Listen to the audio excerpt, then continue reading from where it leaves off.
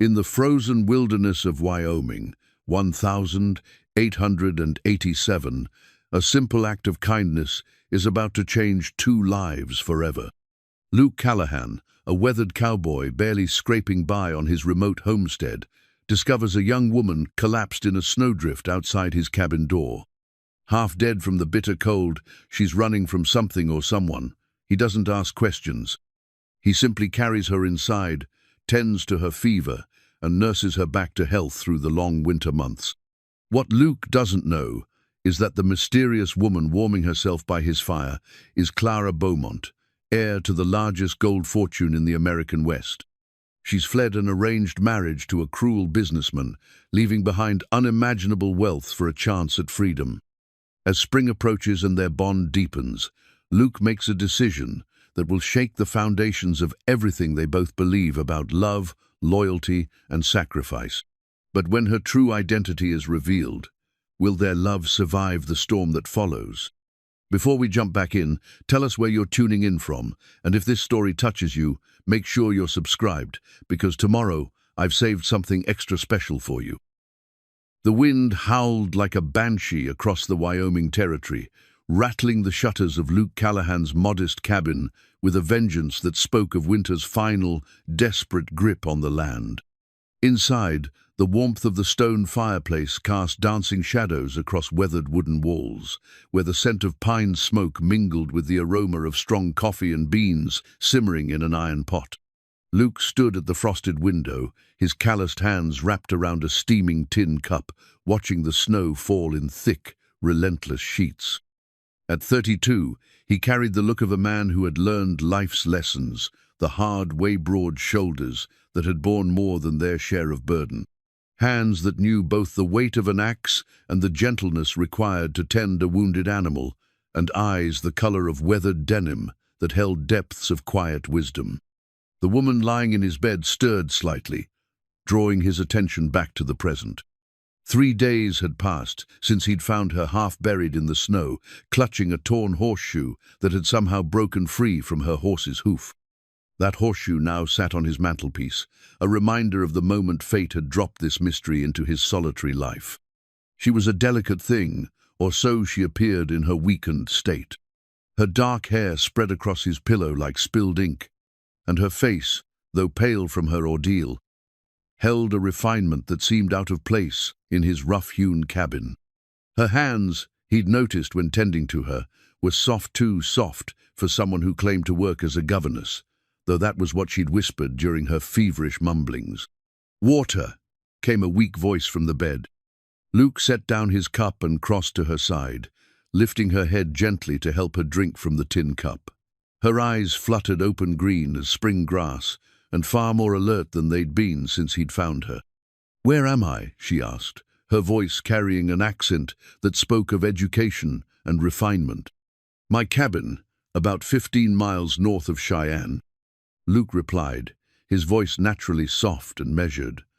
"You've been unconscious for 3 days, found you in the snow during that last storm." She attempted to sit up, but Luke's gentle hand on her shoulder kept her still. "Easy now. You took quite a beating from the cold. Need to take things slow." "I'm Clara," she said, her eyes searching his face. "Clara. Mason." The pause before her surname was so brief that most men might have missed it, but Luke had learned to read the subtle signs that spoke of hidden truths.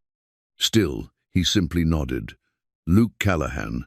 This is my spread, not much to look at, but it's home." Clara's eyes took in the cabin's interior, the rough-hewn furniture that showed the marks of careful craftsmanship, the neatly organized shelves lined with books that surprised her, and the sense of order that spoke of a man who took pride in his simple life. Hidden in her travel bag beneath the bed lay her torn wedding dress, the elaborate silk and lace creation that had cost more than most men earned in a year. She'd ripped it deliberately before her escape, symbolic of the life she was leaving behind. "How did you come to be out there in the storm?" Luke asked, settling into a chair beside the bed. Clara's mind raced, crafting the story she'd rehearsed during her flight from San Francisco. "I was working as a governess for a family in Denver, the man of the house." He became inappropriate. I had to leave quickly. The lie came easier than she'd expected, built around enough truth to make it believable. Luke's jaw tightened slightly. Man like that deserves a good thrashing. You did right to leave. I was trying to reach my cousin in Cheyenne when the storm hit. My horse threw me and ran off. At least that part was true, though she omitted that the horse had been worth more than Luke's entire homestead. Lucky you made it as far as you did. That storm killed 3 men in town. Luke stood and walked to the stove, ladling beans into a bowl. You need to get some food in you. Been living on water and broth for days. As he brought her the simple meal, Clara noticed the gentle way he moved, the consideration in his actions. So different from the men she'd known in her previous lifemen, who saw her as either a business opportunity or a prize to be won. Here was someone who'd saved her life, expecting nothing in return.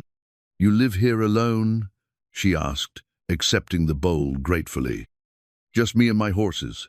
Had a dog until last spring, old Blue." He was good company. Luke settled back into his chair, watching her eat with the satisfaction of a man who'd done right by someone in need. It must get lonely. Man gets used to his own company. Besides, there's plenty to keep busy with. Ranch doesn't run itself. He gestured toward the window. "Come spring, I've got to repair the north fence, break in a new colt, and get the vegetable garden started. Always something." Clara found herself genuinely interested in his simple life. In her world, people paid others to handle such tasks. Here was a man who built his life with his own hands, who found satisfaction in work well done, rather than profit margins and social climbing. "What about you?" Luke asked. "Got family somewhere worrying about you?" The question struck closer to home than he could know. At this very moment, her father was probably mobilizing half the Pinkerton detective agency to find her. Her arranged fiancé, Charles Morrison, was likely pressuring politicians and lawmen from California to Colorado. The thought of their collective fury when they discovered her gone made her stomach clench with anxiety. "No one who would truly miss me," she said, which was painfully true despite her wealth and social position. Luke studied her face, seeing something that spoke of deeper pain than just the physical hardships she'd endured. "Well, you're welcome to stay until you're strong enough to travel. Spring's still a ways off, and traveling alone in this territory isn't safe for anyone, especially a woman." "I couldn't impose." "No imposition. Got plenty of room, and I could use the company. Been talking to the horses so long, they probably think I'm touched in the head." Clara found herself smiling for the first time in months. "You're very kind, Mr. Callahan." "Just Luke, and kindness has got nothing to do with it. Man does what's right, or he's not much of a man at all." Over the following days, as Clara regained her strength, she found herself drawn into the rhythm of Luke's life. He woke before dawn to tend the horses, checking on each animal with the care of a father watching over his children. He chopped wood with methodical precision, each swing of the axe deliberate and sure. He cooked simple meals that tasted better than the elaborate dishes she'd grown up with, seasoned with the satisfaction of honest work and shared conversation. She began to help where she could carefully at first, claiming governess duties had taught her household skills. In truth, she was learning as she went, but Luke's patient guidance and her own determination carried her through. Her hands, soft from a life of privilege, began to show the small calluses that came from useful work. "You're a quick learner," Luke observed one evening as they sat by the fire, she mending one of his shirts while he worked on a piece of leather tack. "I've had good teachers," Clara replied, meaning it more than he could know. "That family in Denver, they treat you well, aside from the trouble with the man." Clara's fingers stilled on the needle. "The children were sweet. I'll miss them." Another carefully crafted truth. She had once spent an afternoon with her business partner's children and had been charmed by their innocence. "You'd make a good mother," Luke said quietly, then colored slightly as if surprised by his own words. Clara felt her heart skip. In her world, motherhood was discussed in terms of heirs and social obligations. Here was a man who spoke of it as a calling, a gift. "What makes you say that?" "The way you handle things. Patient. Gentle when it's called for, but firm when needed." Saw you with that injured bird. Yesterday took time to set its wing proper, didn't just put it out of its misery. She remembered the small sparrow she'd found with a broken wing, how she'd carefully splintered it while Luke watched approvingly. In her former life, she would have had a servant deal with such things. Here, she'd acted on instinct, on a compassion she didn't know she possessed. "I've never really thought about children," she admitted, though the lie sat heavy on her tongue. She'd thought about little else since her engagement, dreading the prospect of bearing Charles Morrison's children, of raising them in a world where love took second place to advantage. "Well, you're still young. Time enough for that later." Clara looked at Luke across the firelight, seeing the way his eyes softened when he spoke of family, of the future. Here was a man who would love his children, not for what they could bring him, but simply because they were his. The realization stirred something deep in her chest, a longing she'd never allowed herself to feel. "What about you?" she asked. "Do you want children?" Luke set down his work and stared into the fire for a long moment. "Always figured I would, someday. But a man in my situation, well, it's not easy to find a woman willing to share this kind of life. Most women want more than I can offer." "What can you offer?" He looked at her then, his blue eyes serious. "Honest work, a roof that doesn't leak, food on the table every day, though it might not be fancy, protection from whatever troubles come along. And," he paused, as if weighing his words carefully, "and a man who'd never raise his hand to her, never look at another woman, never give her cause to doubt she was treasured." Clara felt tears prick her eyes. In her world, she'd been offered wealth, status, power, everything, except the simple treasures Luke spoke of with such quiet conviction. "That sounds like more than most women ever get," she said softly. "Maybe, but it's not much compared to what a man with real means could provide. Money isn't everything, Luke." He smiled, an expression that transformed his weathered features. "Easy to say, when you've never gone without. I've seen lean times, Clara. Times when I wondered if I'd make it through the winter. Not much romance in an empty belly." If only he knew, Clara thought, that she'd had everything money could buy and found it emptier than any hunger. But she couldn't say that without revealing too much of herself. "I think you underestimate what you have to offer," she said instead. Luke's eyes met hers across the flickering firelight, and for a moment, the air between them seemed charged with possibilities neither was ready to name. Then a log settled in the fireplace, sending sparks up the chimney, and the moment passed. "Better get some rest," Luke said, standing and banking the fire. "Tomorrow's supposed to be clear. Thought I'd take you around the property if you're feeling up to it." Clara nodded, watching him prepare for bed with the efficient movements of a man accustomed to solitude. But as she settled under the quilts he'd given her, she found herself wondering what it would be like to share not just his cabin, but his life. The thought should have frightened Hershey, who had been raised to expect servants and luxury. Instead, it filled her with a warmth that had nothing to do with the dying fire. Outside, the wind continued its lonely song across the Wyoming wilderness, but inside the cabin, two hearts were beginning to beat in rhythm with something neither quite understood yet. Clara's hand found the simple wooden comb Luke had carved for her, running her fingers over its smooth surface. Such a small thing, yet it represented more genuine affection than all the expensive gifts she'd ever received. Tomorrow would bring new challenges, new opportunities to learn about this man who had saved her life. But tonight, for the first time in months, Clara Beaumont fell asleep without nightmares of golden cages and loveless marriages, dreaming, instead of a future where the size of a man's heart mattered more than the size of his bank account. The morning brought a deceptive calm that any seasoned frontiersman would have recognized as the breathing space before nature's next assault.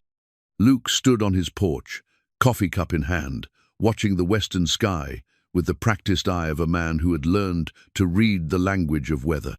The air carried that peculiar stillness that preceded the worst storms, and the horses in the corral paced restlessly, their instincts warning them of what was coming.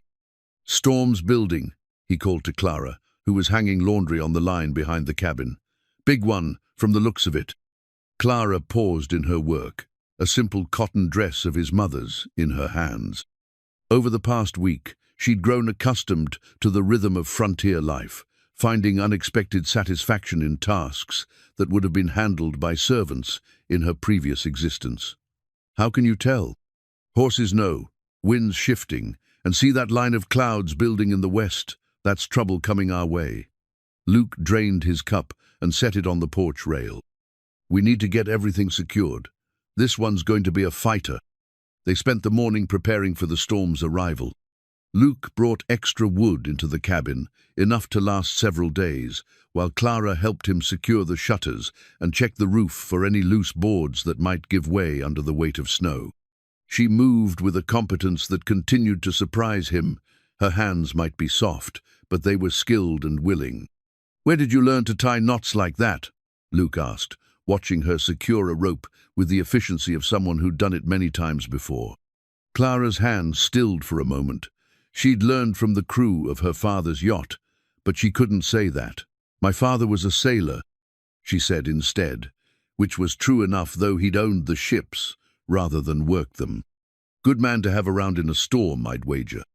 "He was," Clara replied softly, thinking of her father not as the ruthless businessman others knew, but as the man who had once taught her to read the stars and told her bedtime stories of far-off places. By afternoon, the first fat snowflakes began to fall, and within an hour, the storm Luke had predicted was upon them with a fury that made Clara's previous experience seem like a gentle spring shower. The wind howled around the cabin like a living thing, seeking entry through every gap and crevice. Snow piled against the windows until the world outside disappeared entirely, leaving them isolated in their small circle of warmth and light. "How long do these storms usually last?" Clara asked, watching Luke bank the fire for the night. "This one could be 3 days, maybe 4. We're well supplied, though. No need to worry." But Clara was worried, though not about the storm. Being trapped in close quarters with Luke was awakening feelings she'd never experienced before. She found herself watching the way his hands moved as he worked, noting the gentle way he spoke to the horses when he went out to check on them, remembering the sound of his quiet laughter when she'd made a particularly poor attempt at cooking biscuits. On the second day of the storm, Clara made a mistake that nearly shattered the carefully constructed story she'd built around herself. She was examining her few possessions while Luke was outside, tending to the animals, when her fingers found the small velvet pouch she'd hidden in the lining of her traveling bag. Inside was her family's signet ringer heavy gold band, bearing the Beaumont coat of arms, worth more than most men earned in a lifetime. She'd kept it as a reminder of who she was, unable to completely sever all ties to her past. Now, turning it over in her hands, she felt the weight of her deception pressing down upon her. The ring represented everything she'd been running from: duty, obligation, a life mapped out by others. But it also represented security, power, the ability to help Luke in ways he couldn't imagine. "What's that?" Luke's voice from the doorway made her jump. She hadn't heard him come back inside, and now he stood there, snow still clinging to his coat, looking at the ring in her hands with curious eyes. It belonged to my mother," Clara said, slipping it quickly onto her finger. "The only thing I have left of her." Luke crossed the room, his boots leaving wet prints on the wooden floor. "May I?" Clara extended her hand reluctantly, watching his face as he examined the ring. His thumb traced the intricate carving of the coat of arms, and she saw the moment recognition flickered in his eyes. "This is fine work," he said carefully. "Your mother's family must have been well situated." "They were comfortable," Clara replied, the understatement burning her tongue. Luke released her hand, but his eyes remained thoughtful. "That's the Beaumont family crest, isn't it?" Clara's heart stopped. I wouldn't know. It was just something my mother wore. Saw it once in a newspaper. Article about the mining heiress, Clara Beaumont. Richest woman in the West, they said. Luke's voice was casual, but Clara could hear the undercurrent of suspicion. Funny coincidence, sharing a name and having her family's ring. "Coincidences happen," Clara said, but her voice sounded strained even to her own ears. Luke nodded slowly, but she could see the wheels turning in his mind. Indeed they do. The rest of the day passed in a subtle tension that hadn't existed before. Luke went about his usual tasks, but Clara caught him watching her with new eyes, noting things he'd previously overlooked. When she automatically reached for the more expensive tea instead of the common variety, when she used a phrase more suited to a drawing room than a frontier cabin, when she displayed knowledge of business matters that no governess should possess. That evening, as they sat by the fire, Clara decided to address the elephant in the room. "You think I'm lying to you?" Luke was quiet for a long moment, whittling a piece of wood with steady, precise strokes. "I think everyone's got secrets, Clara. Question is whether those secrets are the kind that hurt people." "What if they are?" "Then I reckon that depends on who's getting hurt, and why." Clara stared into the fire, seeing her future playing out in the dancing flames. "What if I told you I wasn't who you think I am?" "I'd say I already figured that out. Woman doesn't survive what you've survived, doesn't know what you know, doesn't carry herself the way you do without having lived a different kind of life than the one you've described. And that doesn't bother you?" Luke set down his whittling and looked at her directly. "What bothers me is that you felt you couldn't trust me with the truth.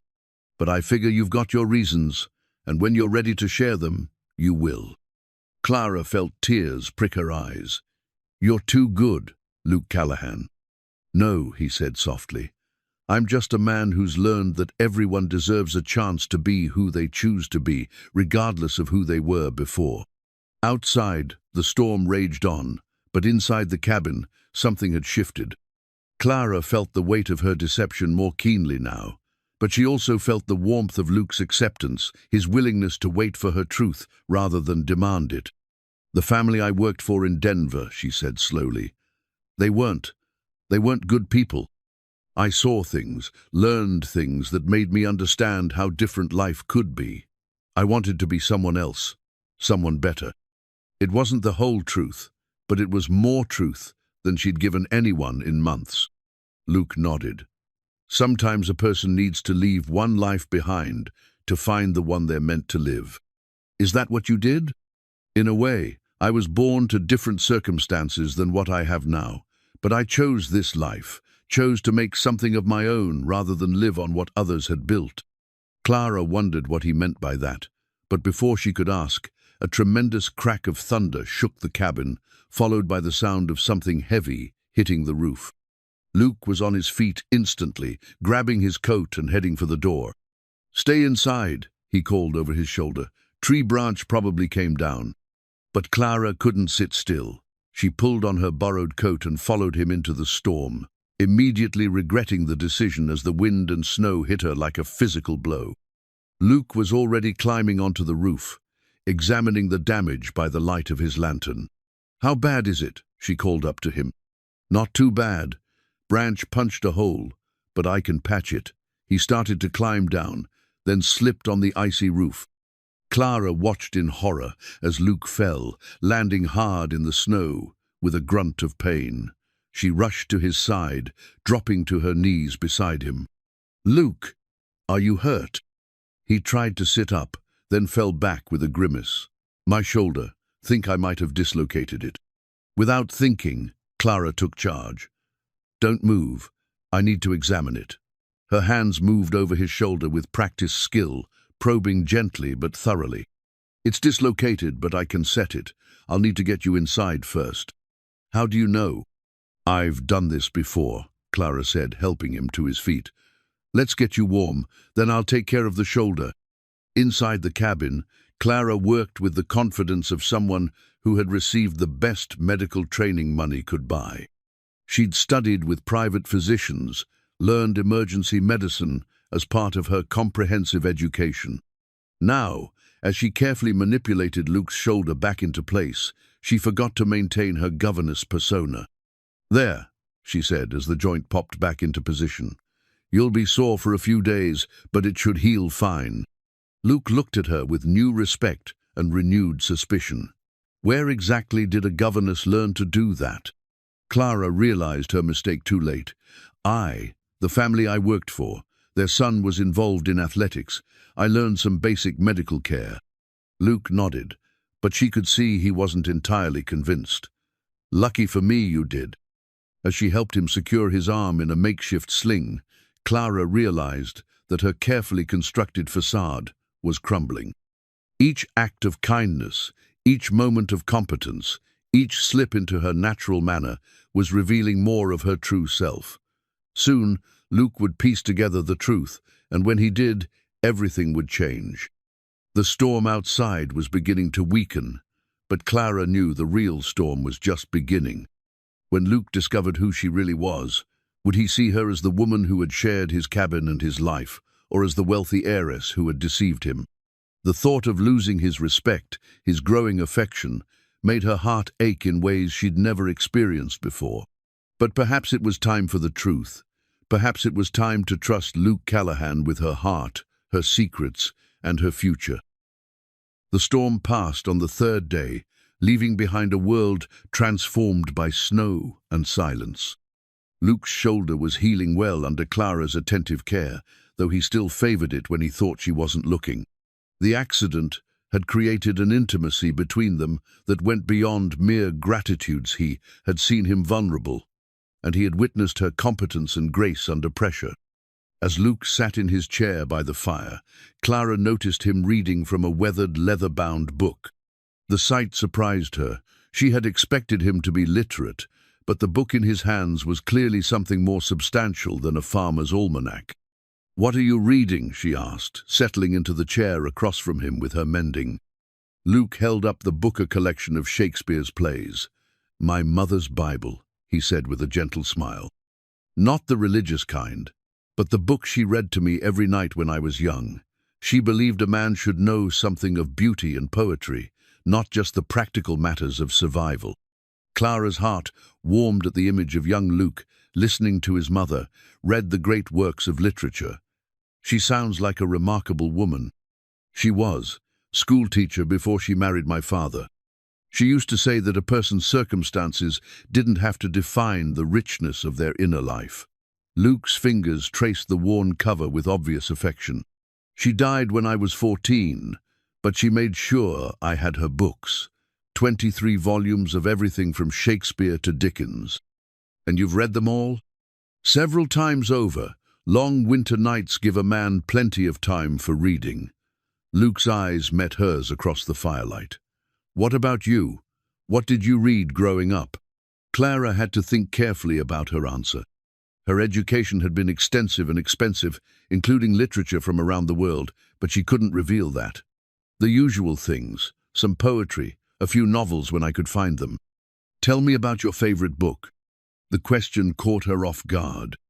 Without thinking, she began to speak about Jane Austen's Pride and Prejudice, describing Elizabeth Bennet's character with the enthusiasm of someone who had studied the work extensively. As she spoke, she noticed Luke's growing attention, the way his eyes sharpened with interest. "You speak of it like you've read it many times," he observed. I suppose I have. It was one of the few books the family owned." Clara felt the familiar weight of her deception settling on her shoulders. Luke nodded, but she could see the wheels turning in his mind. A governess might have access to such books, but the depth of her analysis suggested something more formal: education, time for contemplation, the luxury of rereading for pleasure rather than necessity. The next morning brought clear skies and the first hint that winter might eventually loosen its grip on the land. Luke was outside checking the horses when Clara heard the sound of approaching riders. Her heart clenched with fear. Had they found her already? She peered through the window and saw 3 men on horseback. Their leader, a grizzled older man with a sheriff's badge gleaming on his coat. Behind him rode 2 younger men, both wearing the practical clothes of working ranch hands. Luke emerged from the barn, his good hand resting casually on his hip near his pistol. Clara watched the exchange through the window, unable to hear the words, but reading the body language with growing anxiety. The sheriff was asking questions, and Luke was answering with the careful neutrality of a man who had learned to be cautious around authority. After what felt like an eternity, the riders departed, and Luke returned to the cabin with a thoughtful expression. "What did they want?" Clara asked, trying to keep her voice steady. "Sheriff Patterson. He's been asking around about a missing woman. Rich family from San Francisco is offering a substantial reward for her safe return. Clara's mouth went dry.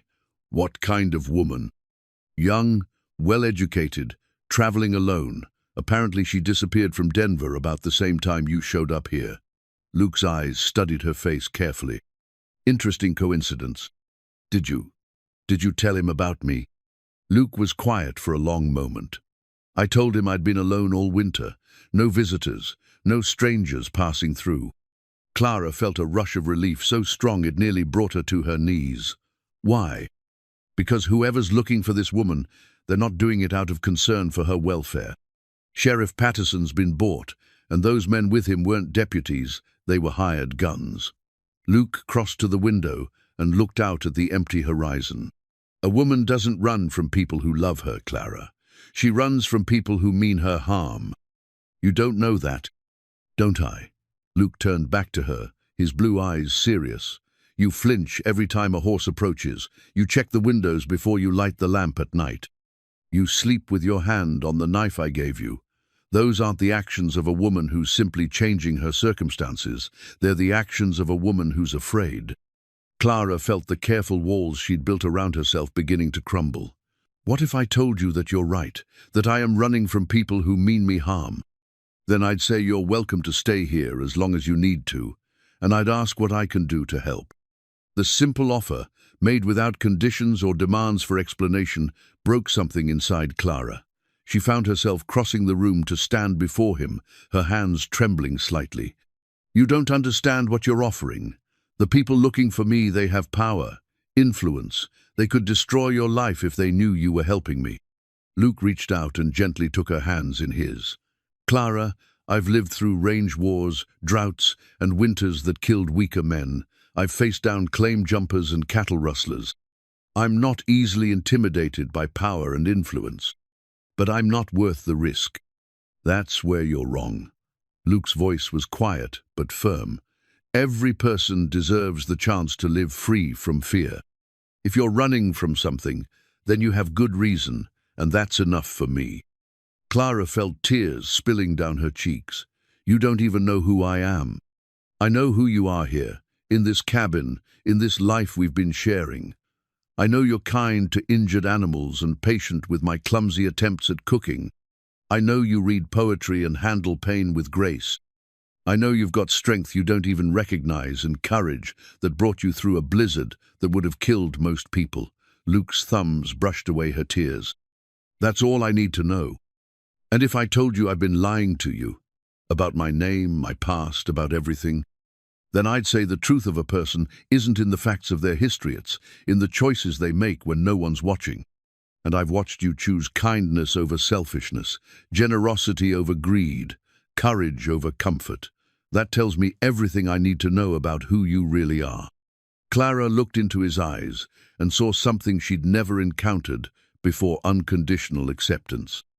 Not acceptance based on what she could provide or what advantage she might bring, but acceptance of her as a person, flaws and secrets and all. I want to tell you the truth, she whispered. When you're ready, not before. What if the truth changes everything? Luke smiled, the expression transforming his weathered features. The only thing that could change everything is if you told me you didn't care about this life we've been building together. Everything else we'll figure it out as we go. Clara felt something shift inside her, a recognition that she had found something worth fighting for. This man, this life, this simple cabin in the middle of nowhere, it was more precious than all the gold in her father's mines. I do care, she said softly, more than I ever thought possible. Then that's all that matters. As Luke pulled her into his arms, Clara felt the last of her resistance crumble. Tomorrow would bring new challenges, new questions, and eventually the truth would have to be told. But tonight, held in the embrace of a man who saw her heart rather than her circumstances, she allowed herself to believe that love might be stronger than fear, that truth might be more powerful than deception, and that sometimes the most precious treasures were found in the most unexpected places. Spring arrived slowly in Wyoming, marked not by sudden warmth but by subtle changes. the quality of light through the windows, the sound of water running beneath the ice, and the restless energy of the horses, sensing the changing season. Luke had been working on a special project in the evenings, his hands carefully shaping a piece of maple wood into something beautiful. Clara discovered what he was making on a morning when she woke early and found him by the fire, putting the finishing touches on a hand-carved wooden comb. The craftsmanship was exquisite, each tooth perfectly smooth, the handle decorated with delicate patterns that spoke of hours of patient work. "It's beautiful," she said softly, not wanting to startle him. Luke looked up, a slight flush coloring his weathered cheeks. "Thought you might like something to replace that broken one you've been using." Clara accepted the comb with reverence, running her fingers over the smooth wood. In her previous life, she had owned combs made of silver and ivory, encrusted with precious stones. None had moved her as much as this simple gift, carved by Luke's own hands during the long winter evenings. "I've never received anything more beautiful," she said, and meant it completely. "It's not much. It's everything," Clara interrupted, looking into his eyes. "It's made with care and given with love. That makes it priceless." Luke's expression grew serious. "Clara, I need to tell you something. These past months, having you here, it's changed everything for me. I know your circumstances are complicated, and I don't want to pressure you, but I can't keep pretending I don't feel what I feel." Clara's heart began to race. She had seen this moment coming, had both hoped for and dreaded it in equal measure. "I love you," Luke said simply. "I love your strength and your gentleness. I love the way you hum while you work, and the way you read to me in the evenings. I love how you've made this cabin into a home just by being in it." Tears sprang to Clara's eyes. "Luke, let me finish." He stood and crossed to the window, looking out at the slowly awakening landscape. "I know I don't have much to offer. This cabin, this land, it's not fancy.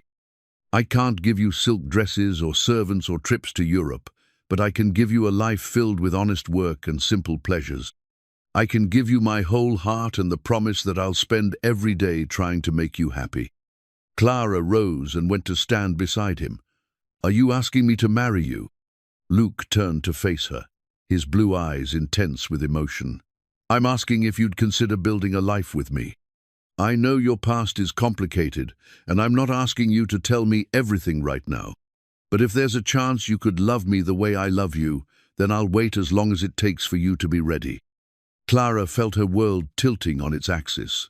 Here was everything she had dreamed of, but never believed she could have a man who loved her for herself, who asked nothing of her but her heart. The weight of her deception pressed down on her, but so did the overwhelming desire to say yes, to claim this happiness while she could. "I do love you," she whispered, "more than I ever thought possible." Luke's face lit up with joy. "Then you'll marry me?" "Yes," Clara said, the word rushing out before she could second-guess herself. "Yes, I'll marry you." Luke swept her into his arms, spinning her around the small cabin while she laughed with pure happiness. When he set her down, his hands framed her face with gentle reverence. "I'll make you happy, Clara, I swear it." "You already have," she replied, and kissed him with all the love and hope and desperate gratitude in her heart. They spent the rest of the morning making plans. A simple ceremony. Luke suggested perhaps the circuit preacher who came through in late spring, or a trip to town to see Pastor Williams. Clara agreed to everything, swept up in the joy of the moment and the relief of finally having made her choice. But as the day wore on, the reality of her situation began to press in on her again. She was Clara Beaumont, heir to a mining fortune, promised in marriage to another man. Her engagement to Charles Morrison had been announced in newspapers across the country. Her disappearance had surely caused a scandal that reached from San Francisco to New York. That evening, as Luke worked on plans for expanding the cabin to accommodate a family, Clara sat at the small table with paper and pen, trying to compose a letter she had been putting off for weeks. She had written dozens of versions, each one torn up before completion. How did one explain abandoning everything for love to a world that valued contracts over feelings?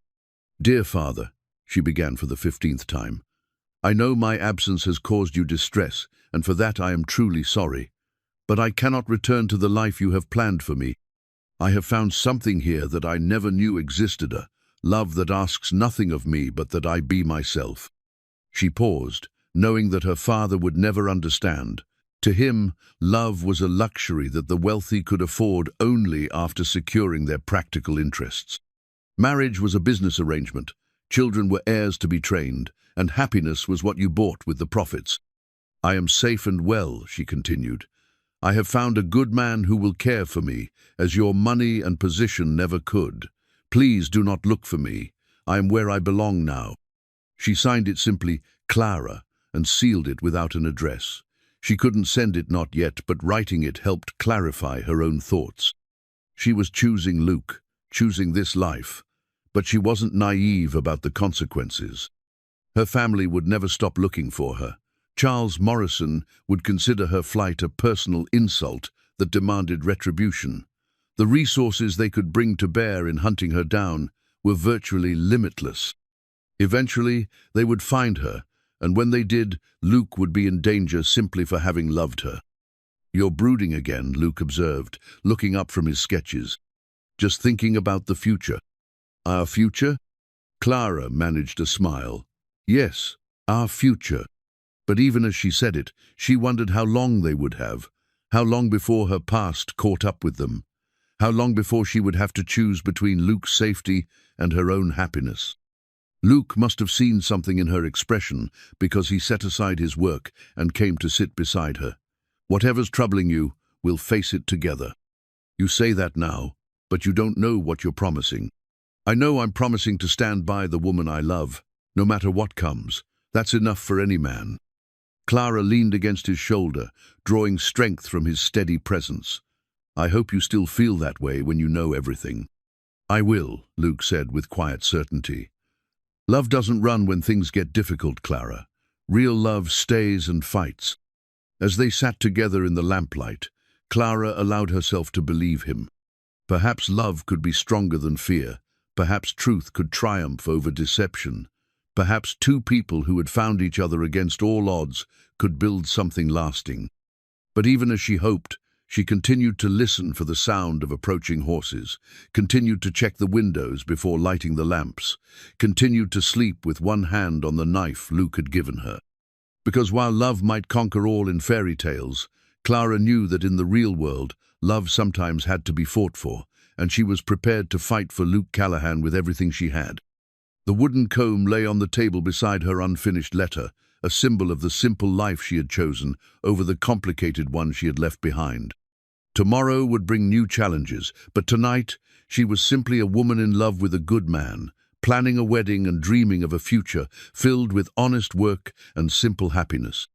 If only it could be that simple. The man who rode into Luke's yard 3 weeks later looked like trouble dressed in a long coat and a badge. He was tall and lean, with the cold eyes of someone who had seen too much of the world's darker corners.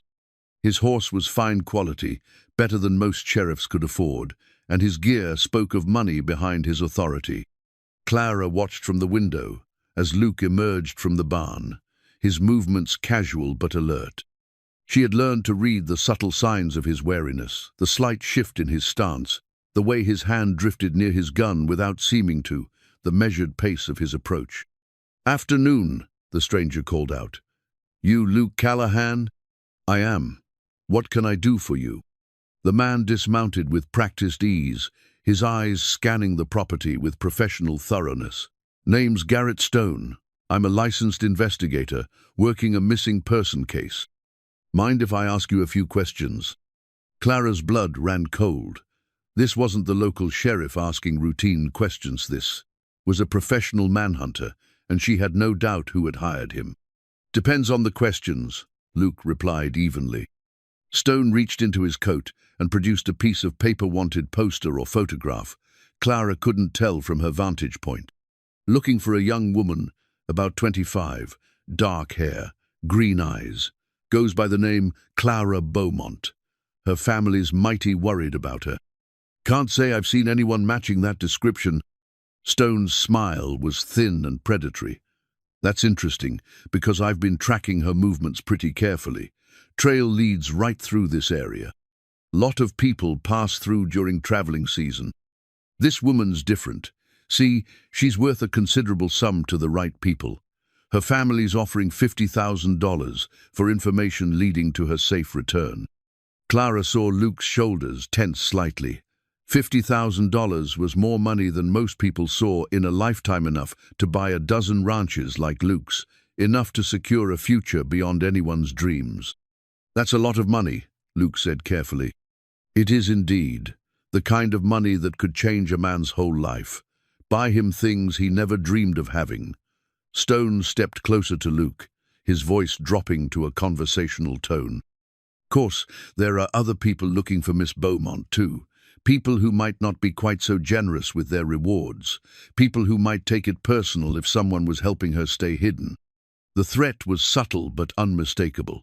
Clara felt her hands trembling as she gripped the window frame. She had known this moment would come, but she hadn't expected it to arrive with such calculated menace. Sounds like this woman has complicated problems, Luke observed. Oh, she does. Ran out on an engagement to a very important man. Left her family in quite a bind. Morrison, that's her intended. He's got business interests that depend on this marriage going through. Political connections too. The kind of man who doesn't like being embarrassed. Clara closed her eyes, feeling the walls of her old life closing in around her. Charles Morrison was exactly the kind of man who would hire investigators, who would use threats and intimidation to get what he wanted. She had hoped distance and time would weaken his pursuit, but clearly she had underestimated his determination. "What makes you think she came through here?" Luke asked. Stone pulled out a crumpled wanted poster, showing it to Luke. Clara couldn't see the image clearly, but she knew it was probably the formal engagement photograph that had been published in newspapers across the country herself, in an elaborate gown, standing beside Charles Morrison with the smile she had perfected for public appearances. Pretty thing, isn't she? But looks can be deceiving. This woman's caused a lot of trouble for a lot of important people, the kind of trouble that needs to be cleaned up quickly and quietly. "I sympathize with her family's concern," Luke said, "but I can't help you. Haven't seen her." Stone studied Luke's face with the intensity of a man trained to spot deception. "You know, Mr. Callahan, I've been doing this work for a long time. I can usually tell when someone's being straight with me. Then you know I am. Maybe. Or maybe you're just good at lying." Stone remounted his horse, but his eyes never left Luke's face. "Thing is, I'm not the only one looking for Miss Beaumont. Word is, Morrison's sent some of his own people west. They're not investigators, Mr. Callahan. They're the kind of men who solve problems with violence." "Are you threatening me?" "Just sharing information. See, if I find Miss Beaumont first, she goes back to her family safe and sound. If Morrison's men find her first, well, let's just say her running days would be over permanently, and anyone who helped her might find themselves with similar problems." Luke's hand moved closer to his gun. "I think you've said enough." Stone smiled, but there was no warmth in it. "I think you're right, but I'll be back through this way in a few days.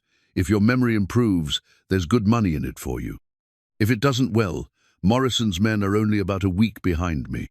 With that, he spurred his horse and rode away, leaving Luke standing in the yard with a troubled expression.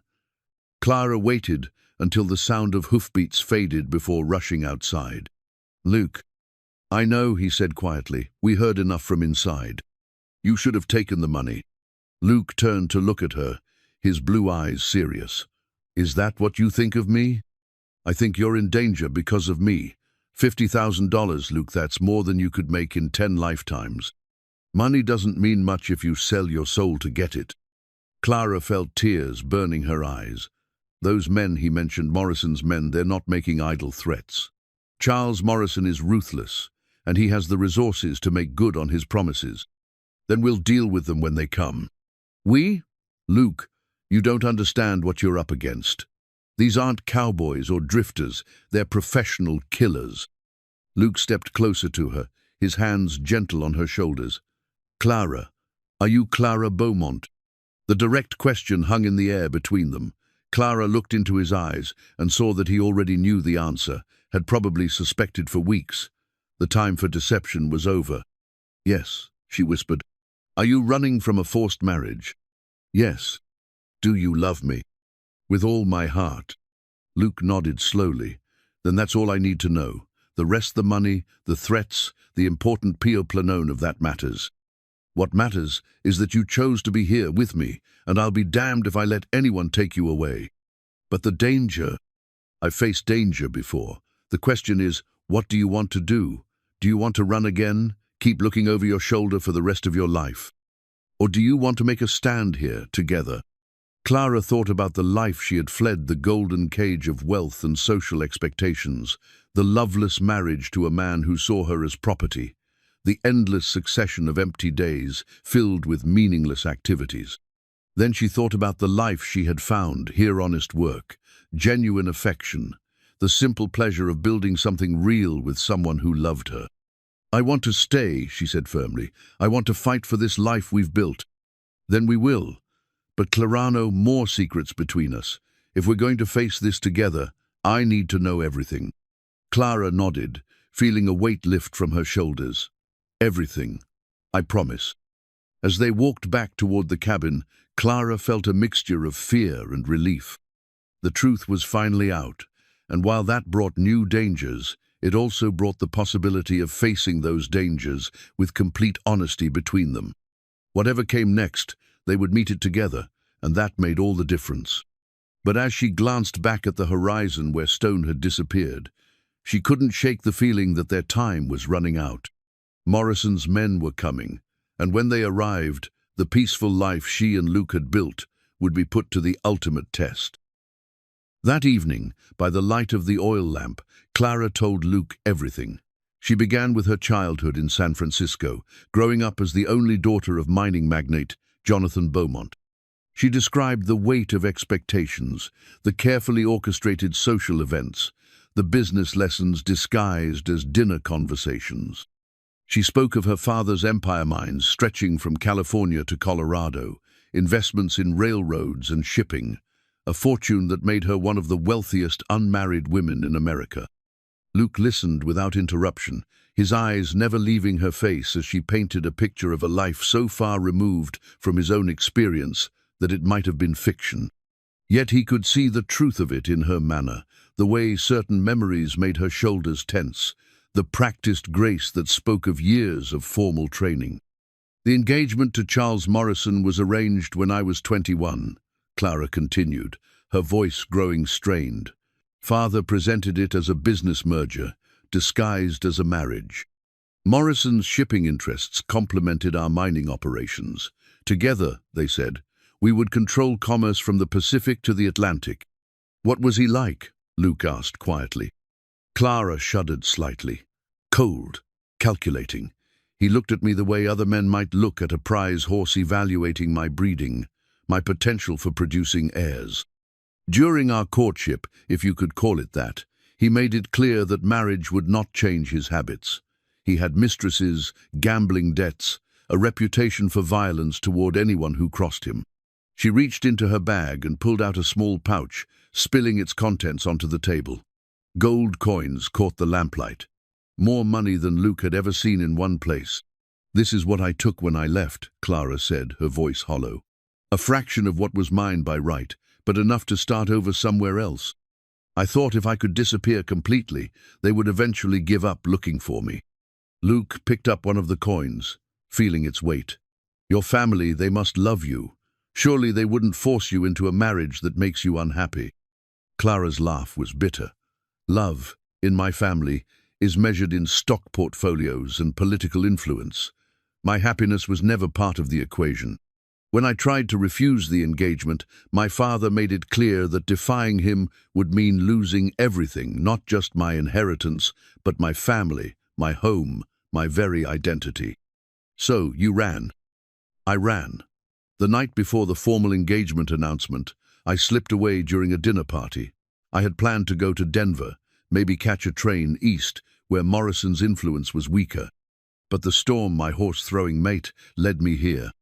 Luke set down the coin and reached for her hands. Do you regret it? Running away? Never. But I regret the danger I've brought to you. You deserve better than to be caught up in my problems.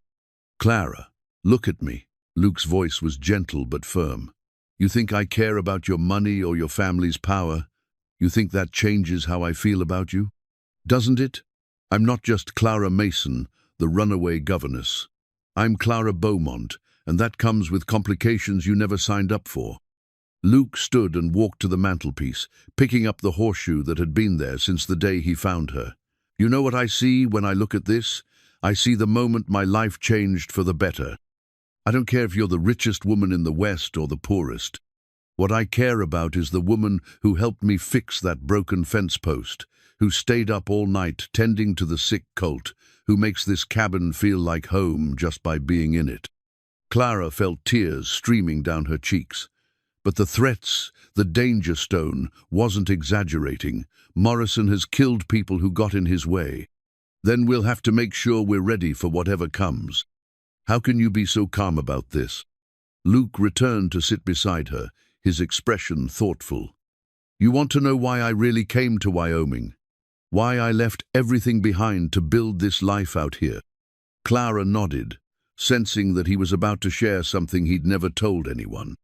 My real name is Lucas Callahan Morrison. Charles Morrison is my cousin.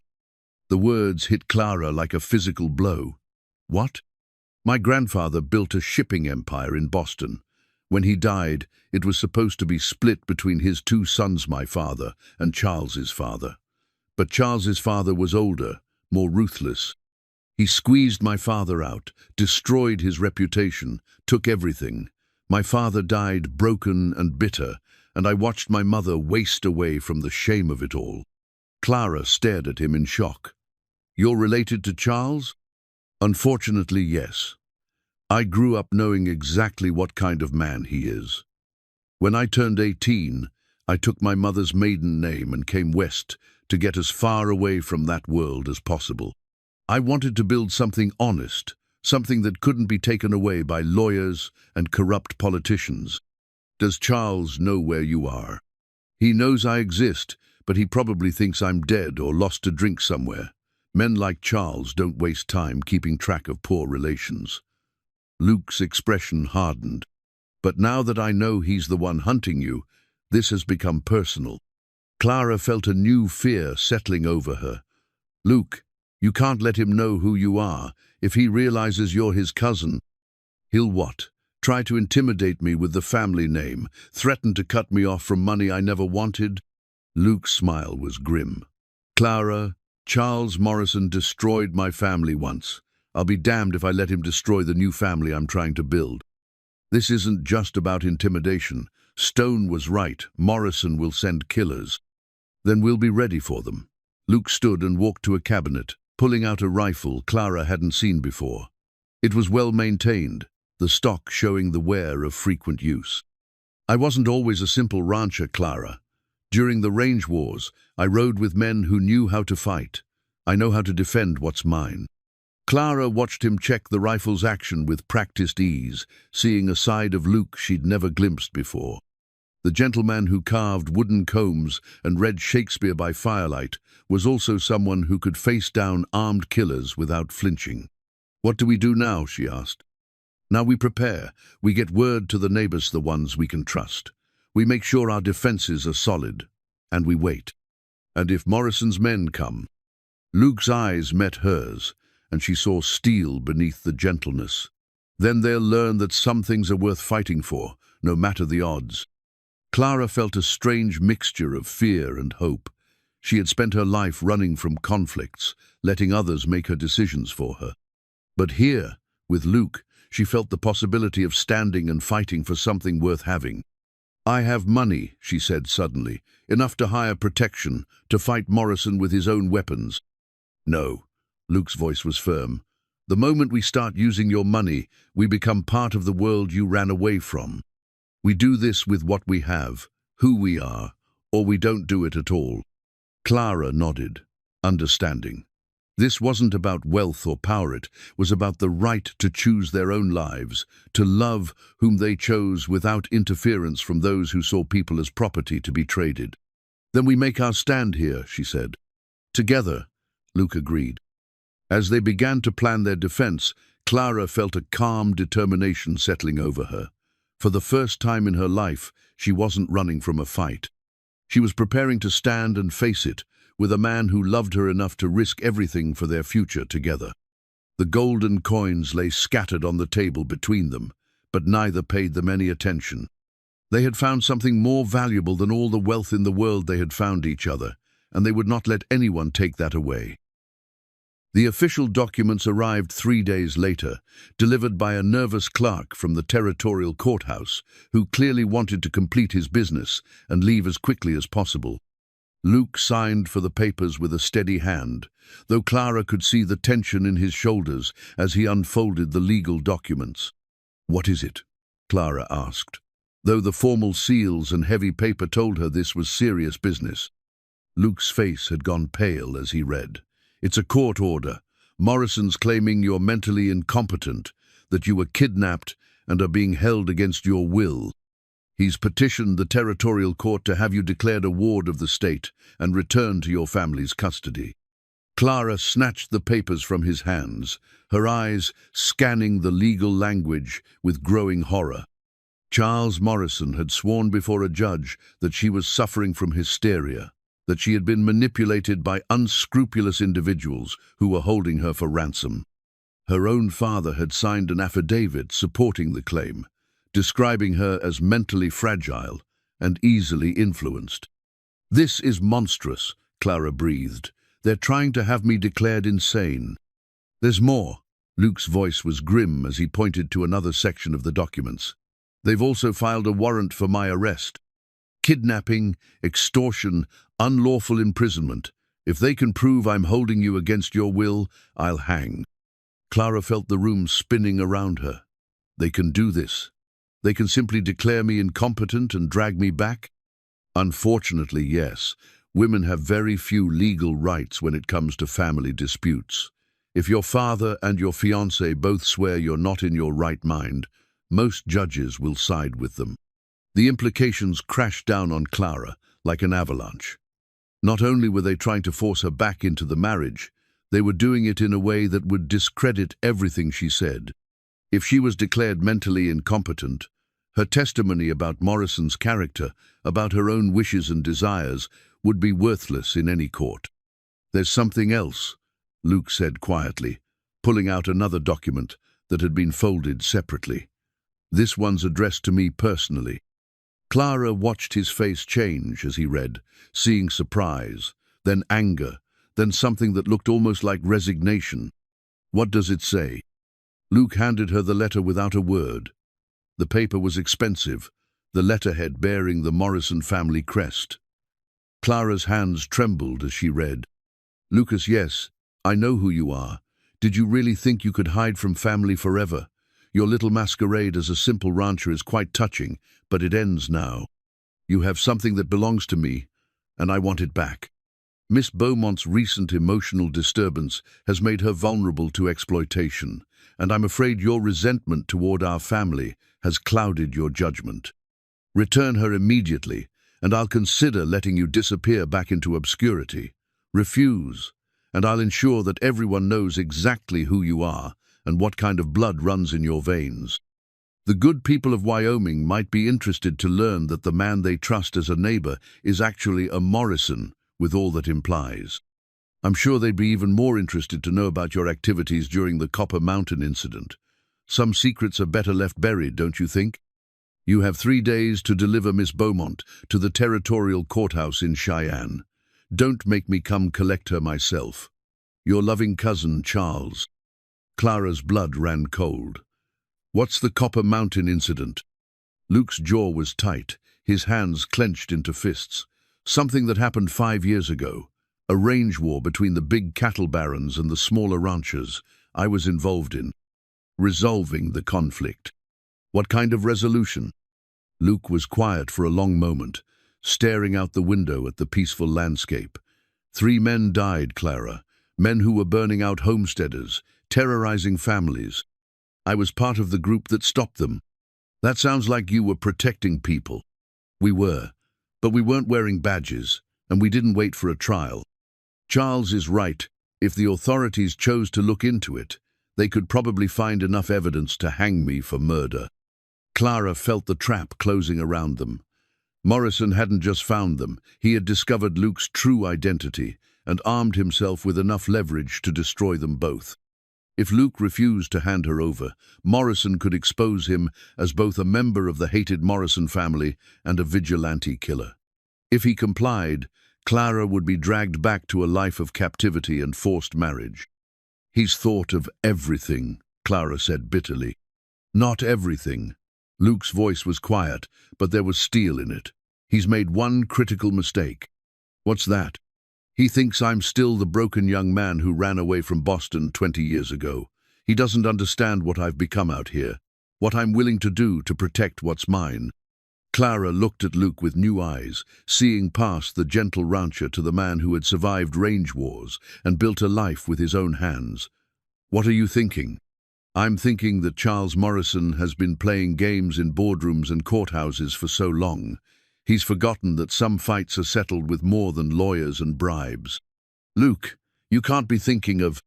I'm thinking of ending this once and for all. Morrison wants a fight. I'll give him one, but it'll be on my terms, in my territory, with my rules. Clara grabbed his arm. That's exactly what he wants. He's baiting you into doing something that will justify everything he's accused you of. Maybe. Or maybe it's time someone stood up to him in a language he understands. And then what? Even if you win, even if you somehow defeat Morrison and his men, we'll still be outlaws.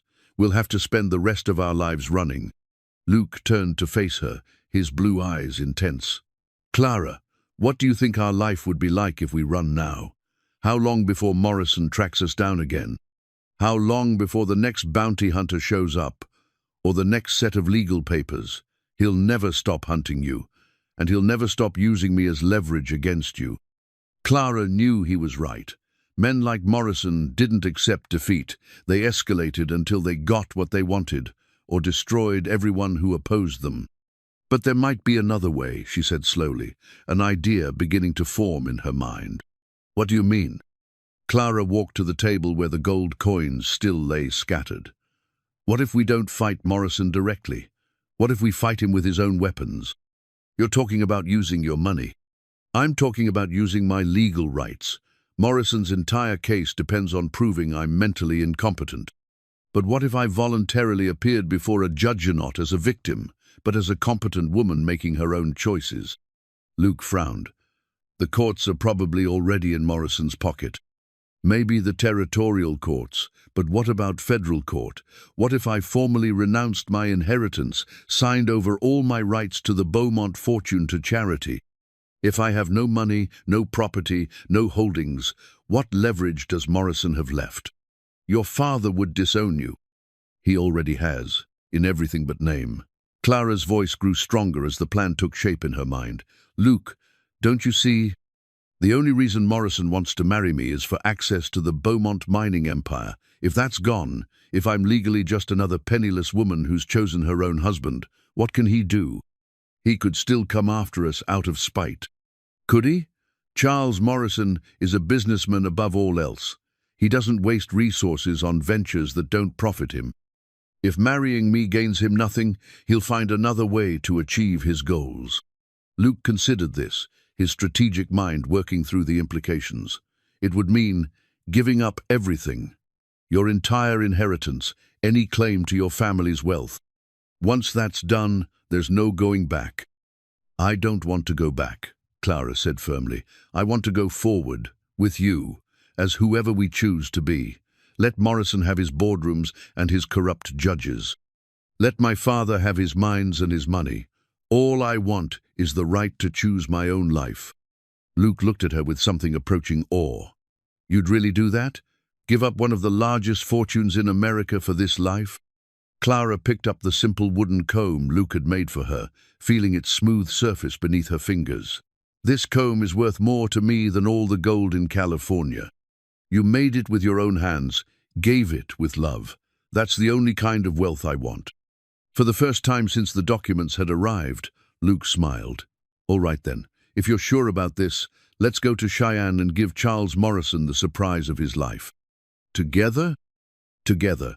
But Clariance, we do this, we're committed. There's no backing down.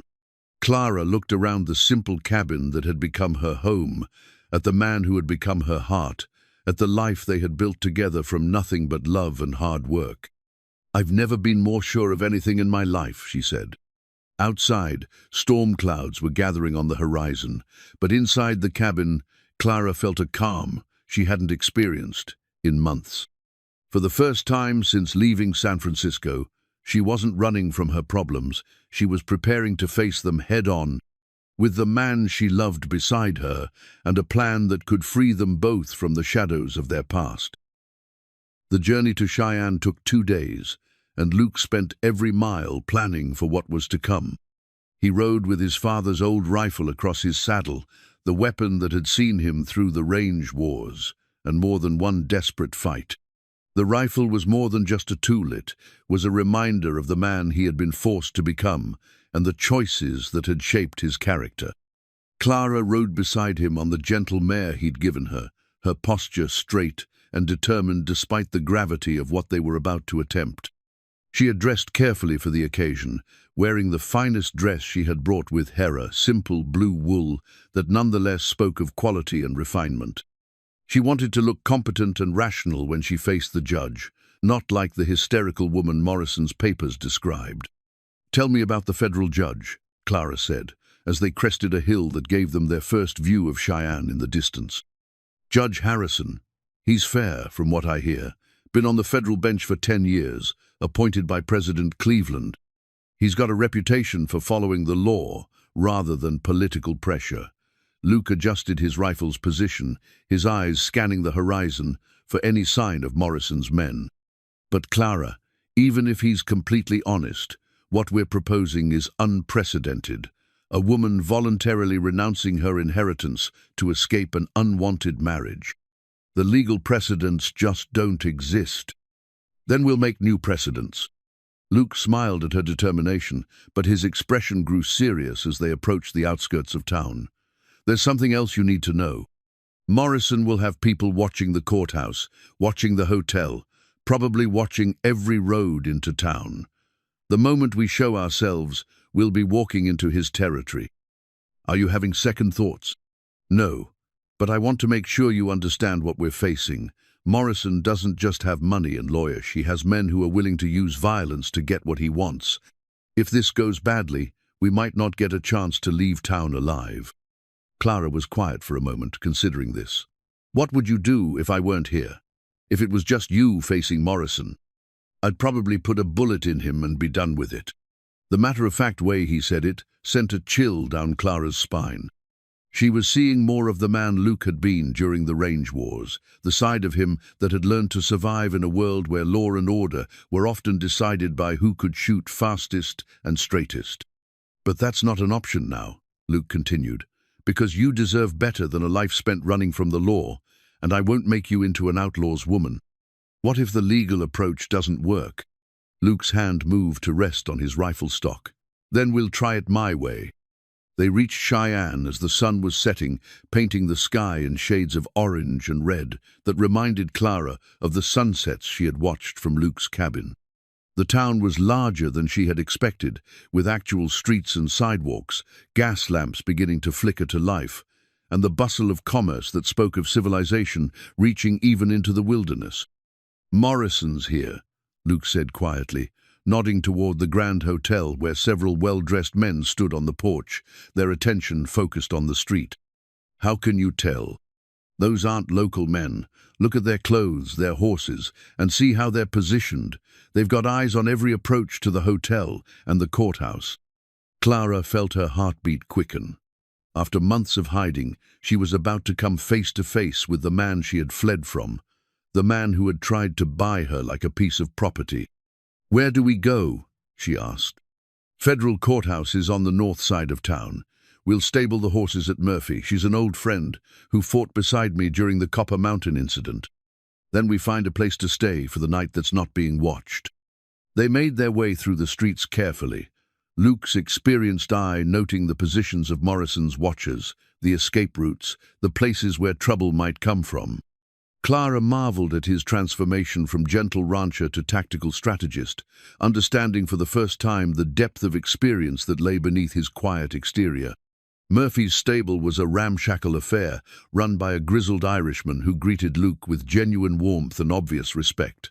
"Luke Callahan, you old devil, what brings you to town?" "Trouble, Murphy. The kind that might follow me here." Murphy's expression grew serious. "The Morrison kind of trouble? You know about that. Word travels fast in a town this size. Charles Morrison's been here 3 days, throwing money around, asking questions. Also been making threats about what happens to anyone who helps his poor, deranged cousin's bride." Murphy glanced at Clara with shrewd eyes. "This would be the lady in question, I'm guessing. Clara Beaumont. Meet Sean Murphy. Sean, Miss Beaumont." Murphy touched his hat respectfully. "Pleasure, miss, and might I say, you've got excellent taste in men. Luke's one of the finest men I've ever known." "Thank you, Mr. Murphy. I quite agree. Sean, we need a place to stay tonight that Morrison's people won't be watching." Murphy rubbed his stubbled chin thoughtfully. "My sister runs a boarding house on the east side of town. Clean, quiet, and she doesn't ask questions. I'll send word you're coming." "What about Morrison's legal papers?" "Federal judge is hearing the case tomorrow at 10. Town's been buzzing about Ittrichist woman in the West being held captive by a dangerous outlaw. Morrison's been very generous with his version of events." Luke's jaw tightened. "What's the general sentiment?" "Mixed. Some folks believe Morrison's story, especially after he spread around some money and told tales about your violent past. But others remember how you handled yourself during the range wars, how you stood up for the little ranchers against the cattle barons. They're willing to give you the benefit of the doubt." "And Judge Harrison?" "He's staying neutral, as judges should, but I heard he's been asking some pointed questions about Morrison's evidence. Apparently, declaring a competent woman insane requires more proof than Morrison thought it would." Clara felt a spark of hope. Perhaps their plan had a chance after all. They spent the evening at Murphy's sister's boarding house, a comfortable establishment run by a no-nonsense Irish woman named Bridget, who took one look at Clara and declared her far too sensible to be suffering from hysteria. The simple endorsement meant more to Clara than any character reference from high society ever had. Luke spent the time cleaning his rifle and checking his ammunition, preparing for the possibility that legal remedies might prove insufficient. Clara watched him work, seeing the careful attention he paid to each detail, the practiced efficiency that spoke of long experience with violence. "Are you afraid?" she asked as he reassembled the weapon. "Terrified," Luke admitted. "Not of Morrison or his men. I've faced worse odds than that. But afraid of losing you, afraid of failing to protect what we've built together." "I'm afraid too, but I'm also excited." Luke looked up from his rifle with surprise. "Excited? For the first time in my life, I'm not letting other people make my decisions for me. Win or lose, I'm finally taking control of my own destiny." Clara moved to sit beside him on the narrow bed. "Whatever happens tomorrow, I want you to know that these months with you have been the happiest of my life. Don't talk like this is goodbye." "I'm not. I'm talking like this is the beginning of our real life together. Tomorrow, we're going to walk into that courthouse and tell the world that Clara Beaumont chooses love over money, Luke Callahan over Charles Morrison, freedom over security." Luke set aside the rifle and took her hands in his. "And if the judge doesn't listen, if Morrison's influence proves too strong, then we'll know we tried to do things the right way, and if that fails," Clara's eyes hardened with determination, "then we'll do things your way." Luke studied her face, seeing a strength there that had been forged in the crucible of their shared trials. This wasn't the sheltered heiress who had collapsed in his yard months ago. This was a woman who had chosen her path and was prepared to fight for it. "All right then," he said, "tomorrow we make our stand." They spent their last night before the confrontation, holding each other close, drawing strength from their shared resolve.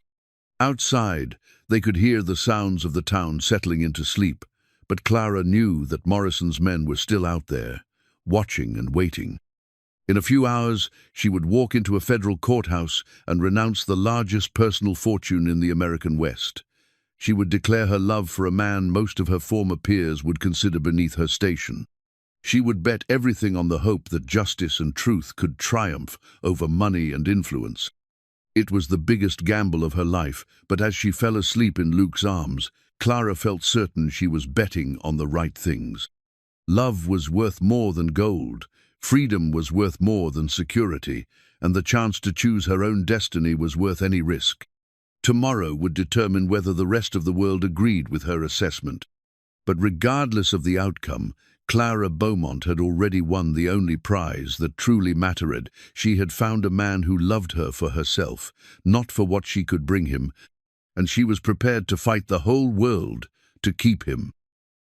The federal courthouse in Cheyenne was an imposing stone building that spoke of permanence and authority. Clara stood on its steps at 5 minutes before 10, her hand resting on Luke's arm, watching the crowd that had gathered to witness what the local newspaper had dubbed the trial of the century. Word had spread quickly about the richest woman in the West, appearing to contest her own competency. Hearing, and it seemed half the territory had turned out to watch. Charles Morrison stood near the courthouse entrance, surrounded by a phalanx of lawyers and well-dressed associates. At 38, he was still handsome in the way that money and power could make a man attractive tall, impeccably groomed, with the confident bearing of someone accustomed to getting his way. When his eyes found Clara across the crowd, his smile was cold and predatory. "Miss Beaumont," he called out, his voice carrying easily across the space between them. "How wonderful to see you looking so improved. Your ordeal must have been terrible." Clara felt Luke tense beside her, but she placed a calming hand on his arm. "Mr. Morrison, I see you've brought quite an entourage with you." "Just concerned parties, my dear. People who care about your welfare and want to see you safely return to your family." Morrison's gaze shifted to Luke, and his expression hardened. "Cousin Lucas, it's been far too long." "Not nearly long enough, Charles." Now, is that any way to greet family, especially family you've wronged so grievously?" Luke's hand moved closer to his gun, but Clara's grip on his arm tightened. This was exactly what Morrison wanted to provoke Luke into violence that would justify everything he'd claimed in his legal papers. "Gentlemen," Clara said firmly, "perhaps we should save our discussions for the courtroom." Morrison's laugh was light and condescending. "Of course, my dear. Though I do hope you've come to your senses. Whatever this has been, it doesn't have to end badly for anyone. You could simply come home with me now, and we could put this unfortunate episode behind us." "I am home," Clara replied, "with the man I've chosen to marry." "Ah, yes, your choice." Morrison's tone made the word sound ridiculous. "Clara, darling, you've been through a terrible trauma. You're not thinking clearly. But that's what families are for, to protect us from our own poor judgment when we're not well." Clara felt something shift inside her, a cold anger that crystallized into perfect clarity. She reached into her reticule and pulled out the expensive engagement ring Morrison had given her. Months ago, a massive diamond, surrounded by emeralds that had cost more than most people's homes. Without hesitation, she dropped it on the courthouse steps. "I am Clara Beaumont," she said, her voice carrying clearly across the crowd. "I am 25 years old, sound of mind and body, and I renounce any claim you think you have over my life or my person." Morrison's composure cracked slightly. "Clara, you're making a scene." "Good. Let everyone hear this. I was never kidnapped, never held against my will, never suffered from any mental disturbance. I ran away from an engagement I never wanted to, a man I could never love, and I found something better." The crowd was listening intently now, drawn into the drama unfolding before them. Clara could see reporters scribbling notes, townspeople whispering among themselves.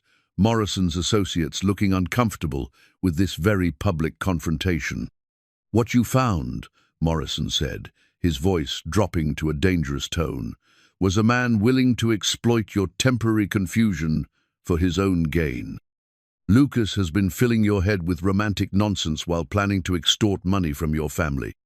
The only person who has ever tried to exploit me is you." Clara shot back. "You saw me as a business opportunity, a way to merge your shipping interests with my father's mining empire. You never cared about me as a person. I cared enough to offer you the security of marriage, the protection of my name. You offered me a cage lined with gold. Mr. Callahan offered me freedom." Morrison's mask finally slipped, revealing the cold fury beneath. "Freedom? You call living in squalor with a violent outlaw freedom? Do you know what your precious Luke did during the Copper Mountain incident? He murdered 3 men in cold blood. I know he protected innocent families from men who were terrorizing them." Clara replied, "I know he's never raised his hand to me, never threatened me, never tried to force me into anything against my will. Can you say the same?" The crowd stirred at this exchange, sensing the deeper currents of conflict. Morrison realized he was losing control of the narrative, and his expression grew dangerous. "This is pointless," he said.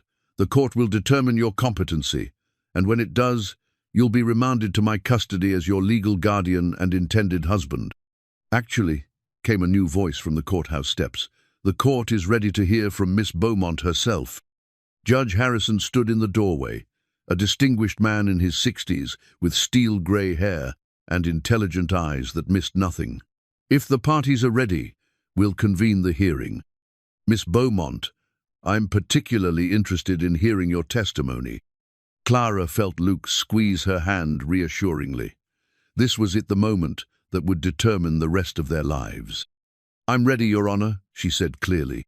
As they filed into the courthouse, Clara caught Morrison's eye one last time. His expression promised that if the legal route failed, he had other methods at his disposal. But Clara was no longer the frightened woman who had fled San Francisco in the night. She was ready to fight for her freedom, and she had Luke Callahan beside her.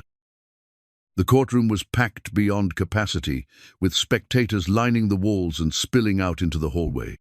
Judge Harrison called for order as Clara took her place at the witness stand, her hands steady despite the magnitude of what she was about to do.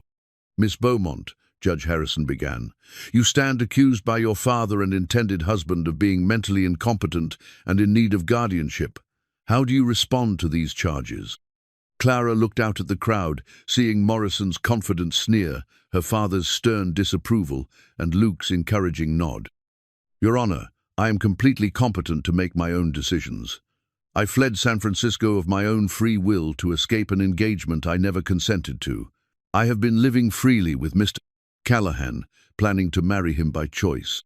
The petitioners claim you've been coerced, that your judgment has been compromised by your ordeal. My judgment has never been clearer.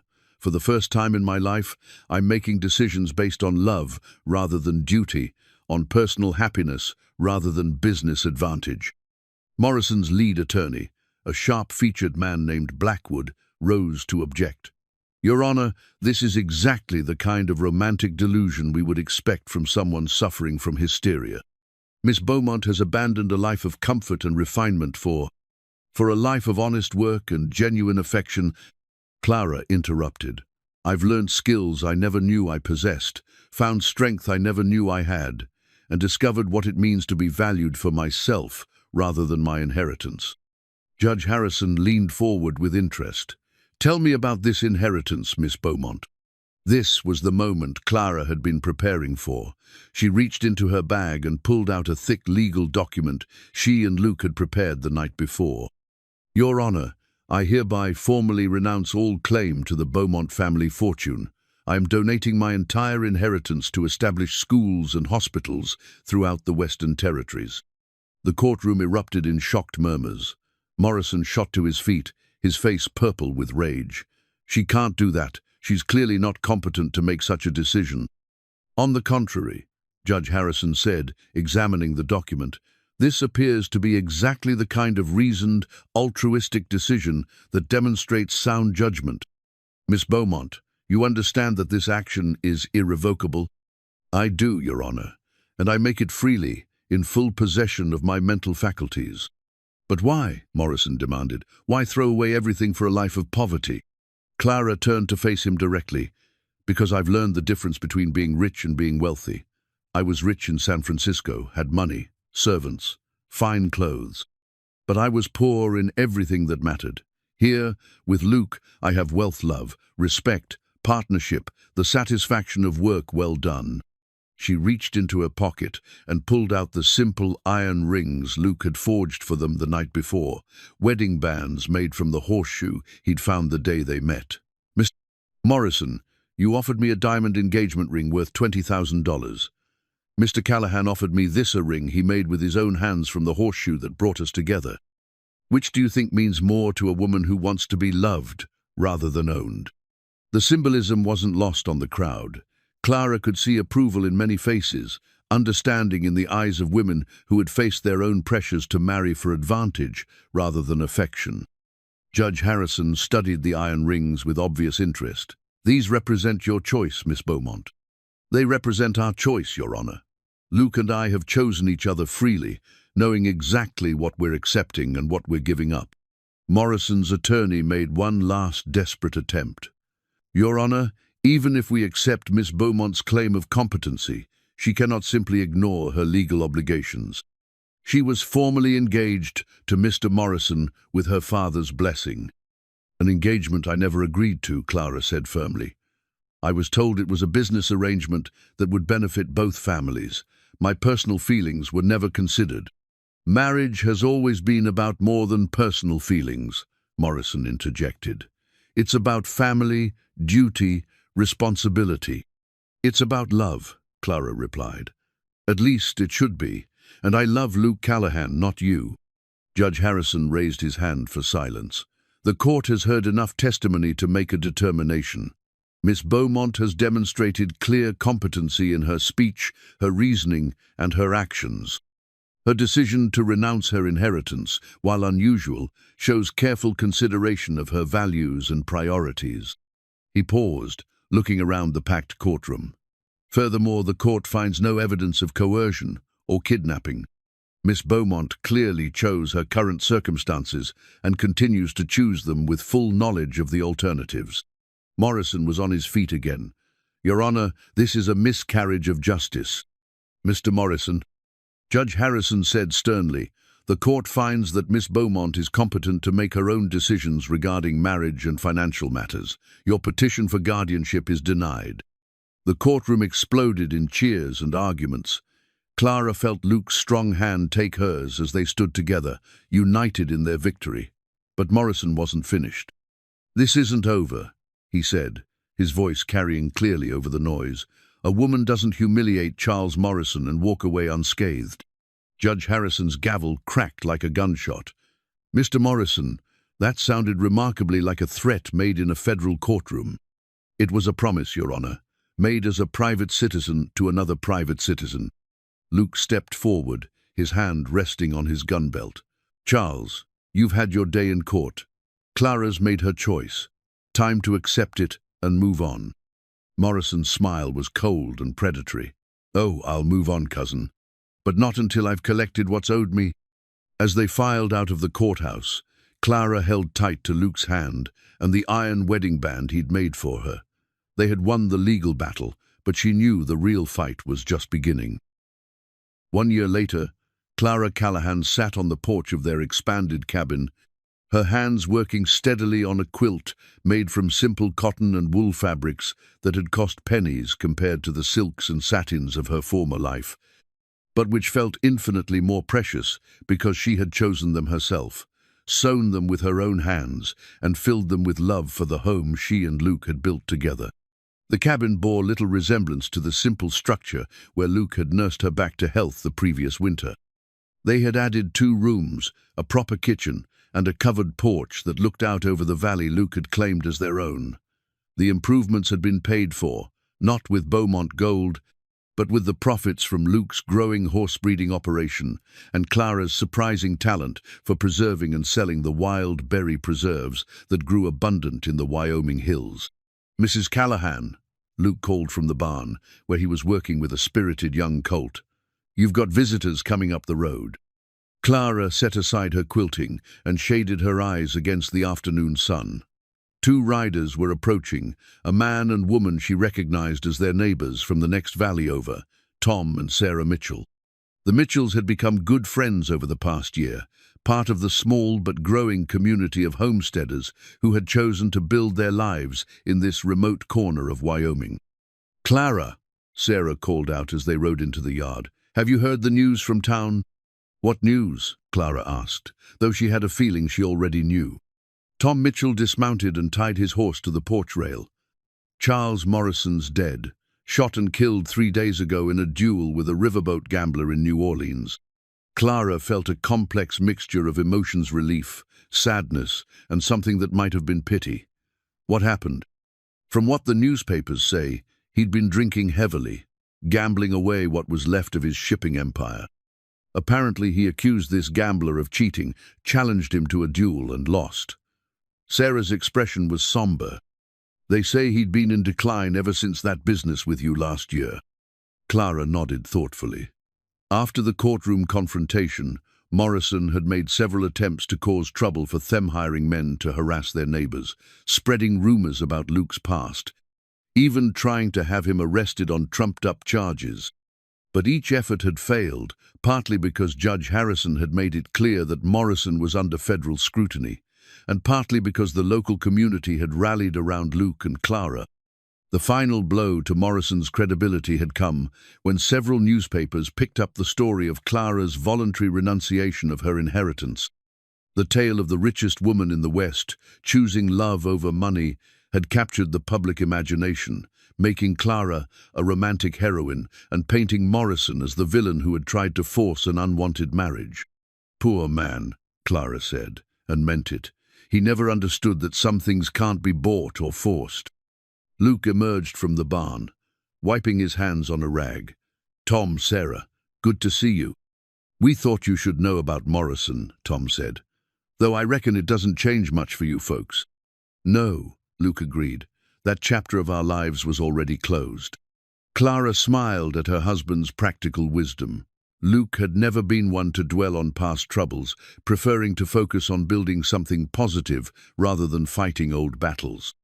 It was one of the many things she loved about him. "There's other news too," Sarah said with a mischievous glint in her eye. "The territorial governor is planning to visit our area next month. Word is, he wants to meet the famous Clara Callahan woman who gave away a fortune for love." Clara laughed. "I hope you told him I'm just a homesteader's wife who makes excellent berry preserves." "That's exactly what I told him, but he's still planning to come." After the Mitchells left, Clara and Luke sat together on their porch, watching the sun set over the mountains. It had become their favorite time of dire, quiet moment to reflect on their blessings and plan for the future. "Any regrets?" Luke asked, a question he posed occasionally, but which had become more ritual than genuine concern. "Only that I waited so long to find you," Clara replied, giving the answer that had become equally ritualistic, but no less true. Luke reached over and took her hand, his thumb tracing the simple iron wedding band she wore. "What do you think you'll tell the governor when he comes?" Clara considered this seriously. "I think I'll tell him that wealth isn't measured in gold or silver, but in the quality of the relationships we build and the satisfaction we find in honest work. I'll tell him that freedom isn't the right to do whatever we want, but the ability to choose what we value most." "And what do you value most?" Clara looked around at their modest homestead, the cabin they had built together, the garden where she grew vegetables with her own hands, the horses that Luke trained with patience and skill, the quilts she made from simple materials but infinite care. Then she looked at Luke himself, the man who had given her not just love, but the chance to discover who she really was beneath the layers of wealth and expectation. "This," she said simply, "all of this. But mostly the knowledge that I chose it freely, that it's ours because we built it together, not because we inherited it or bought it or took it from someone else.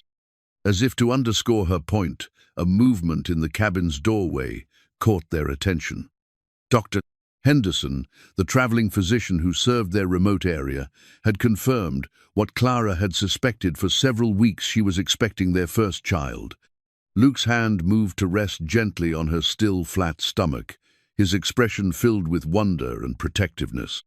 "Our son or daughter will never know what it's like to be valued for anything other than who they are," he said quietly. "They'll know the satisfaction of work well done, the security of being truly loved, and the freedom to choose their own path in life," Clara added. As darkness settled over the Wyoming territory, Clara reflected on the journey that had brought her here. A year ago, she had been Clara Beaumont, wealthy, protected, but ultimately powerless to control her own destiny. Tonight, she was Clara Callahan, a woman who had chosen love over duty, freedom over security, and authentic happiness over artificial advantage. The quilt in her lap told the story of her transformation, simple materials transformed through patient work into something beautiful and useful. Like her life, it was made not from expensive components, but from careful choices, steady effort, and the kind of love that found joy in everyday miracles. Tomorrow would bring new challenges, new opportunities to grow and build and create. But tonight, sitting on the porch of the home she had chosen with the man she loved, Clara Callahan was exactly where she belonged.